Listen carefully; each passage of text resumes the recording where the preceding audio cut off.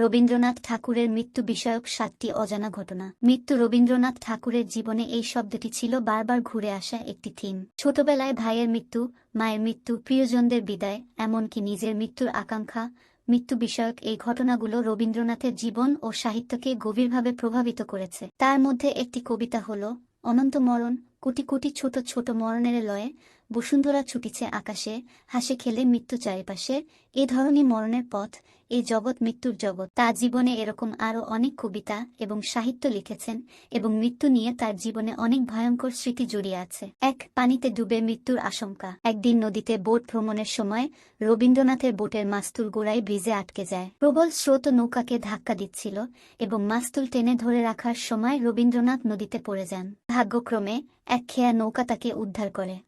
গণকের অকাল মৃত্যুর রায়। এক গণকের সাথে দেখা করে রবীন্দ্রনাথ জানতে পারেন যে তার আজও 7 বা 7টি বছর হবে। এই ভবিষ্যদ্বাণী তাকে এতটাই প্রভাবিত করে যে তিনি স্ত্রী মৃণালিনীকে চিঠি লিখে এই তথ্য জানান। মৃণালিনী মাত্র 49 বছর বয়সে মারা যান, যা গণকের ভবিষ্যদ্বাণীর সাথে মিলে যায়।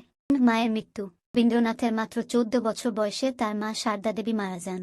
ঘটনা রবীন্দ্রনাথের জীবনে গভীর প্রভাব ফেলে এবং তার সাহিত্যে মার বিষয়ক অনেক আবেগপ্রবণ লেখার জন্ম দেয়। তার অভিমানী কাদম্বরীর না ফেরা। রবীন্দ্রনাথের ভাই জ্যোতিরিন্দ্রনাথের স্ত্রী কাদম্বরী রবীন্দ্রনাথের সাথে অভিমান করে আফিম খেয়ে আত্মহত্যা করেন। এই ঘটনা রবীন্দ্রনাথকে মানসিকভাবে ভেঙে ফেলে এবং তার জীবনে দীর্ঘস্থায়ী শোকের ছায়া ফেলে।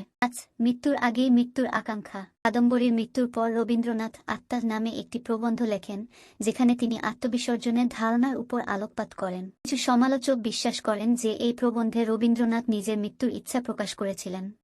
অপঘাতে মেয়ের মৃত্যু কামনা। রবীন্দ্রনাথের মেয়ে মীরার বিয়ে নিয়ে তিনি অসন্তুষ্ট ছিলেন। মীরা তার স্বামীর সাথে সুখী ছিল না এবং রবীন্দ্রনাথ এমনকি তার মৃত্যু কামনা করেছিলেন।